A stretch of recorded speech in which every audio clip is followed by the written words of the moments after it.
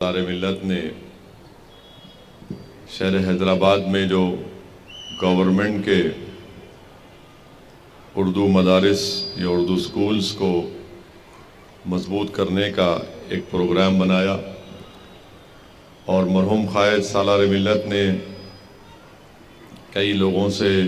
مشورے کیے، ماہرین کو بلایا، اس گورنمنٹ اردو سکول کے ذمہ داروں سے ہم نے گفتگو کی۔ اس کے بعد مرحوم قائد سالار ملت نے فیصلہ لیا کہ مجلس اتحاد المسلمین کی جانب سے شہر حیدرآباد میں جو اردو سکولز چلائے جاتے ہیں ان میں پڑھنے والے طلباء اور طالبات کو مجلس اپنی طرف سے پڑھنے والے بچے اور بچیوں کو ان کو ایک اسکول کا بیگ دے گی جس میں نوٹ بکس، کمپاس باکس ہوگا۔ پھر یہ بھی طے کیا گیا کہ ایس ایس سی کی 10ویں جماعت کی امتحان کی فیس بھی ان اسکول میں پڑھنے والے طلباء و طالبات کی مجلس اسکول کی فیس دے گی۔ تیسرا یہ طے کیا گیا کہ جو کوئی بھی ان اردو سکولز میں پڑھ کر ایس ایس سی میں بہترین نتیجے لے کر آتے ہیں ان کو کیش ریوارڈ دیا جائے گا، رقمی انعام دیا جائے گا۔ اور پھر یہ بھی طے کیا گیا کہ جو اسکول میں 100% ایس ایس سی کا نتیجہ ہوگا اس اسکول کے ہیڈ مسٹرس یا ہیڈ ماسٹر اور ٹیچروں کو بھی ایک کیش ریوارڈ یا رقمی انعام دیا جائے گا۔ پھر آگے چل کر یہ طے کیا گیا اس کے 1 سال 1.5 سال کے بعد یا 2 سال کے بعد کہ ہم لوگ 10ویں جماعت میں جو طلباء اور طالبات ایس ایس سی کا امتحان لکھیں گے ان کے لیے ایک آل ان ون گائیڈ بنا کر ان کو مفت دیا جائے گا، جس میں ماضی کے امتحانوں کے پیپرز رہیں گے، اس کے جواب بھی رہے گا۔ تو الحمدللہ مرحوم قائد کی دوراندیشی تھی، سالار ملت کی یہ کوشش تھی جو آج الحمدللہ ہم لوگ کوشش کر رہے ہیں اس کو اچھی طرح سے انجام دینے کے لیے۔ کیونکہ اکثر مجلس اتحاد المسلمین سے لوگ یہ سوال کرتے تھے کہ سلطان صلاح الدین اویسی نے اور مجلس اتحاد المسلمین نے میڈیکل انجینئرنگ کالج کا قیام عمل میں لایا، پھر اس کے بعد MBA MCA school of architecture, B pharmacy, MBA in hospital management کا قیام مرحوم قائد سالار ملت نے کیا۔ تو لوگ ہم سے سوال کرتے تھے کہ بنیادی تعلیم کے میدان میں مجلس کو بھی کچھ کرنا چاہیے۔ تو الحمدللہ پچھلے 17 سال سے یہ اسکیم کامیابی سے چل رہی ہے اور پھر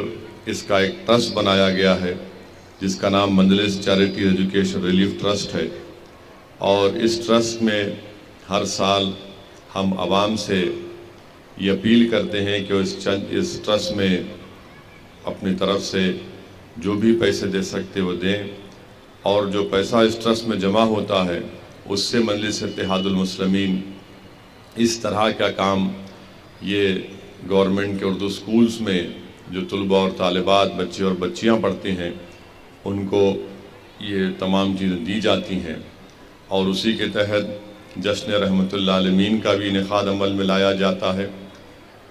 اور ساتھ ہی ساتھ اب تلنگانہ میں جتنے بھی گورنمنٹ کے اردو سکولز یا مدارس ہیں وہاں پر مجلس اتحاد المسلمین کی جانب سے ہر سال MLAs جا کر مختلف ضلع کے شہروں میں جا کر وہاں پر آل ان ون گائیڈ مفت مجلس اتحاد المسلمین کی طرف سے دیا جاتا ہے۔ تو یہ کام مجلس اتحاد المسلمین گورنمنٹ کے اردو سکولز کے لیے پڑھنے والے بچے اور بچوں کے لیے کر رہی ہے، اور ساتھ ہی ساتھ آپ یہ بھی جانتے ہیں کہ ان گورنمنٹ اردو سکولز میں پڑھنے والے 99% بچے اور بچوں کا تعلق مسلمانوں سے ہوتا ہے۔ تو اور آپ جانتے ہیں، یہ دنیا بھی جانتی ہے کہ تعلیم کے میدان میں مسلمان بہت پیچھے ہے، چاہے وہ لٹریسی ریٹ ہو یا پھر ڈراپ آؤٹ ریٹ ہو، اس میں ایک بہت بڑا چیلنج مسلمانوں کے لیے ہے۔ تو مجلس کی کوشش یہی ہے کہ ان کمزور طبقات کو طاقتور بنایا جائے، اور اگر آپ کسی قوم کو طاقتور بنانا چاہتے ہیں تو صرف جذباتی تقاریر سے ان کو طاقتور نہیں بنا سکتے آپ، بلکہ ان کو اگر طاقتور بنانا ہے تاکہ وہ قوم جب طاقتور ہو جائے گی تو جس علاقے میں وہ لوگ بستے ہیں وہ علاقہ طاقتور ہو جائے گا، جس جگہ پر وہ رہتے ہیں وہ علاقہ خوبصورت ہو جائے گا۔ اور مجلس کا ماننا یہ ہے کہ بھارت کی سرزمین میں جو مسلمان ہیں ان کو اگر طاقتور بنانا ہے تو ان کو تعلیم کے زیور سے آراستہ کرنا پڑے گا، اور یہ بہت ضروری ہے، بلکہ مسلمانوں کو اس بارے میں سوچنا پڑے گا کہ وہ کیسے اپنی اولاد کو، اپنے بھائی بہن کو، اپنی قوم کو کیسے تعلیم یافتہ کریں، کیسے ان کو پڑھائیں لکھائیں۔ اور اس کے لیے ہم تمام کو محنت کرنے کی ضرورت ہے۔ یقیناً یہ آسان بات نہیں ہے، مگر ہم تمام کو کوشش کرنا ہے، کیونکہ اگر ہم اپنی صفوں سے جہالت کو اور بے روزگاری کو، ان تمام چیزوں کو دور کرنا چاہتے ہیں تو بہت ضروری ہے کہ ہم اپنی اولاد کو اچھے سے اچھے تعلیم ان کو دلائیں۔ اور مجھے یقین ہے کہ یہ کام بڑی طاقت سے، بڑی جستجو سے مختلف مسلمانوں کے محلوں میں کام کیا جا رہا ہے، کیونکہ لوگ اکثر یہ کہتے ہیں کہ مسلمان پڑھنا نہیں چاہتے ہیں، مسلمان صرف پنچر کی دکان پہ کام کرنا چاہتا ہے، بلکہ تنزیہ طور پر جو مسلمانوں کے دشمن ہیں وہ کہتے ہیں کہ عبدل کا بیٹا صرف ٹائر کا پنچر بنائے گا۔ میں آج آپ سے کہہ رہا ہوں، پہلے بھی کہا ہوں کہ عبدل نے ٹائر کا پنچر بنایا ہوگا،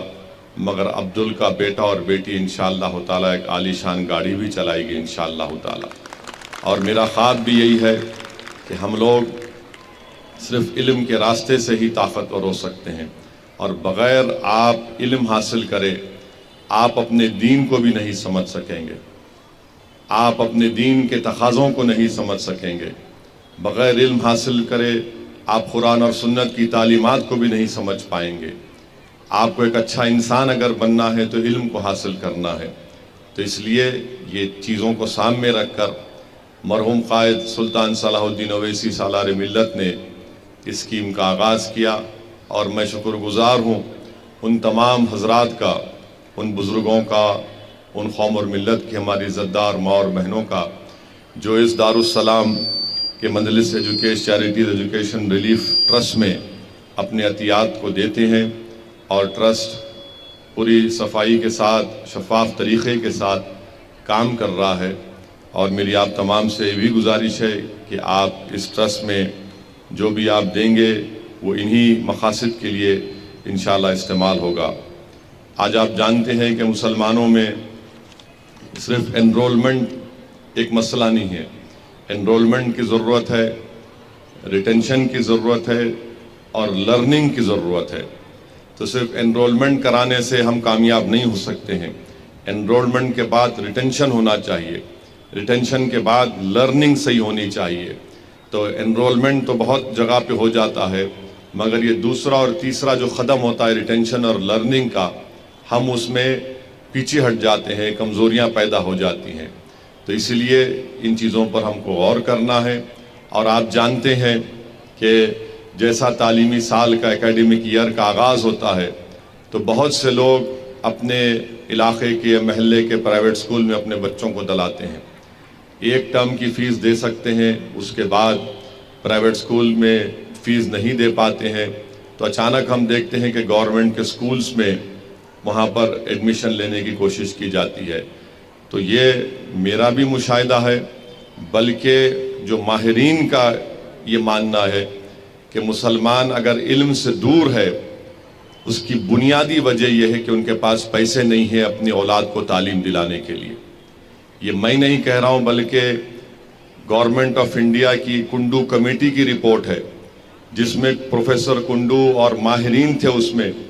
انہوں نے یہ کہا کہ مسلمانوں کا جو سکول کو نہیں جاتے ہیں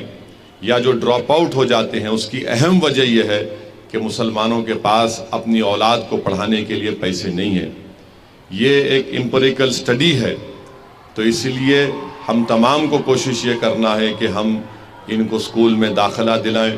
جس کو اللہ نے دولت دی ان کی بھی ذمہ داری ہے کہ صرف یہ نہ سمجھیں کہ بھائی میں نے زکوٰۃ نکال دی ہے. اللہ نے آپ کو دولت دی، صدقہ دیجئے اپنے ماں باپ کے نام پر تاکہ کسی غریب کے بچے پڑھ سکیں، چاہے وہ مسلمان ہو یا دلت ہو، کوئی بھی ہو. کیونکہ اگر ہم اس ملک کو طاقتور بنانا چاہتے ہیں تو صرف نعروں سے یا پھر یہ اس طرح کے راشٹروادی باتوں سے کوئی ملک طاقتور نہیں ہوتا. ملک طاقتور ہوگا، راشٹرواد طاقتور ہوگا، ملک ایک قوت بنے گا جب یہاں پر غریب جو ہیں، چاہے مسلمان ہوں، دلت ہوں، آدیواسی ہوں، جن میں تعلیم کا فقدان ہے، جن میں سب سے زیادہ غریبی ہے، ان کو ہم طاقتور بنائیں. اور طاقتور بنانے کے لیے ان کو علم سے جوڑنا ضروری ہے. تو یہ مجلس اتحاد المسلمین کی طرف سے کوششیں کی جا رہی ہیں. اور میں یہ بات بھی کہنا ضروری سمجھتا ہوں کہ آندھرا پردیش میں اور تلنگانہ ریاست میں جو 4% کا ریزرویشن ہے، وہ 4% کا ریزرویشن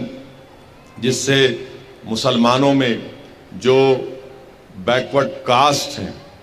مسلمانوں میں 90% لوگ بیکورڈ کاسٹ کے ہیں تلنگانہ اور آندھرا میں، ان کو جو ریزرویشن دیا جا رہا ہے جس سے بہت فائدہ مسلمانوں کے ان بیکورڈ کاسٹ کو ہوا ہے. ہم یہ امید کرتے ہیں اور ہم اس بات کا مطالبہ کرتے ہیں کہ تلنگانہ کے چیف منسٹر کے چندر شیکھر راؤ اور آندھرا پردیش کے چیف منسٹر جگن موہن ریڈی، جو سپریم کورٹ میں یہ کیس آیا ہے کانسٹیٹیوشن بینچ کے سامنے، وہ بہترین سے بہترین لیگل ٹیم کو تیار کریں گے اور اس کا دفاع کریں گے. اور ان کی پوری کوشش ہونی چاہیے کہ ہم سپریم کورٹ کے سامنے مسلمانوں میں جو بیکورڈ کاسٹ ہیں ان کے پسماندگی کا ڈیٹا سپریم کورٹ کے سامنے رکھیں. اور تلنگانہ میں سدھیر کمیٹی کی رپورٹ ہے، تلنگانہ کی سدھیر کمیٹی کی رپورٹ پورے اعداد و شمار اور ڈیٹا امپیریکل ایویڈنس جس کو کہتے ہیں، جس سے یہ بات صاف طور پہ ظاہر ہوتی ہے کہ تلنگانہ کے مسلمانوں کو ریزرویشن تحفظات اس لیے ملنے چاہیے کیونکہ وہ سوشلی اور ایجوکیشنلی بیکورڈ ہیں، وہ تعلیمی اور سماجی طور پر پسماندہ ہیں. اس بنیاد پر، اس ڈیٹے کی بنیاد پر تلنگانہ اور آندھرا پردیش میں مسلمانوں کو ریزرویشن ملنا چاہیے. اور اس سلسلے میں میں نے چیف سیکرٹری سے بات چیت کی، ان سے ملاقات کی اور ان سے بار بار حکومت کو توجہ بھی دلا رہا ہوں. تو چیف سیکرٹری نے مجھ سے یہ کہا ہے کہ سپریم کورٹ میں ڈیویڈی صاحب، دھون صاحب اور سینئر وکلاؤں کا تلنگانہ کی حکومت نے ان کو بحیثیت اپنا وکیل مقرر کیا ہے. تو میں نے حکومت سے یہ بھی کہا ہے کہ جو پروفیسر گوپال صاحب ہیں جنہوں نے ایک بہترین بحث کی یہ 10% اکنامک ویکر سیکشن کے ریزرویشن کے خلاف،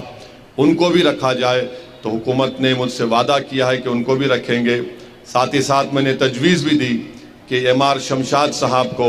اور نظام پاشا صاحب کو اس لیگل ٹیم کا حصہ بنایا جائے. کیونکہ اگر ہم اپنی طاقتور لیگل ٹیم نہیں بنائیں گے تو خدا نخواستہ ایسا نہ ہو کہ ہم یہ 4% تحفظات سے خدا نخواستہ ہم اس کو کھو دیں. تو اس لیے بہت ضروری ہے کہ تلنگانہ کی حکومت، تلنگانہ کے چیف منسٹر اور آندھرا کے چیف منسٹر ان ریاست کے جو مسلمانوں میں جو بیکورڈ کلاس ہیں، جو جن کا ایجوکیشنلی اور سوشلی بیکورڈ ہیں، ان کے لیے پوری کوششیں کرنا ہے. ہم بھی حکومت پر دباؤ ڈال رہے ہیں، ہم بھی حکومت سے نمائندگی کر رہے ہیں کہ آپ اس کیس میں بہترین اس کا دفاع کریے اور تلنگانہ کے مسلمانوں میں جو بیکورڈ کاسٹ ہیں ان کو جو 4% تحفظات مل رہا ہے، جس سے ہم دیکھ رہے ہیں کہ گورنمنٹ کے میڈیکل کالج میں، گورنمنٹ کے انجینئرنگ کالج میں، گورنمنٹ کے ڈگری کالج میں، گورنمنٹ کے MA کے کالجز میں، ٹیچرز میں، پولیس کے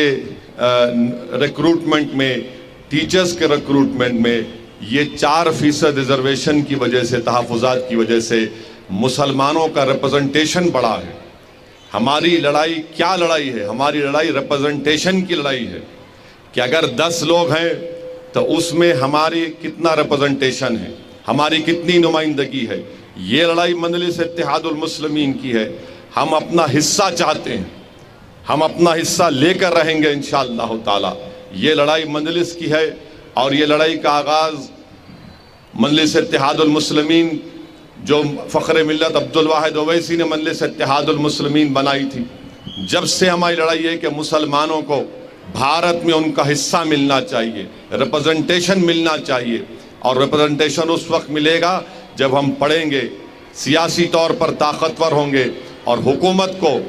دباؤ ڈالیں گے، حکومت سے ہم جا کر ڈیمانڈ کریں گے کہ آپ اقلیتوں کا، دلتوں کا، آدیواسیوں کا بھی ریپرزنٹیشن دیجئے۔ تو 4% جو ریزرویشن ہے وہ ریپرزنٹیشن کی لڑائی ہے، اور ہم تلنگانہ کے چیف منسٹر سے، آندھرا کے چیف منسٹر سے اس بات کا ڈیمانڈ اور مطالبہ کرتے ہیں کہ وہ بہترین سے بہترین لیگل ٹیم بنائے۔ آندھرا پردیش کے چیف منسٹر کے آفس سے بات ہوئی تو انہوں نے کہا کہ سپریم کورٹ کے جو نامور وکیل ہیں جناب کپل سبل صاحب کو انہوں نے اپنی لیگل ٹیم میں اپنے وکیل کے طور پر اس کیس لڑنے کے لیے ان کی سروسز کو حاصل کیا۔ تو یہ بہت بڑی لڑائی ہے۔ تلنگانہ اور مسلمانوں کے ریزرویشن ایک زندگی اور موت کا مسئلہ ہے، تو اس لیے حکومت کو اس کو سیریس لینا چاہیے، بلکہ حکومت بار بار اس پر توجہ لیں۔ ہم تو اپنی طرف سے ہر مقام پر جا کر، چاہے چیف سیکرٹری ہو، چیف منسٹر کا دفتر ہو، متعلقہ منسٹر ہو، ان سب سے ہم اس بات کو کہہ رہے ہیں کہ اس کو سیریس لیجئے۔ یہ سپریم کورٹ میں ہمارا کیس ہے، یہ مسلمانوں کے مستقبل کا مسئلہ ہے، کیونکہ یاد رکھیے ریزرویشن ایک ریپرزنٹیشن کی لڑائی ہے، اور ہم کو ہمارا حصہ ملنا چاہیے۔ اور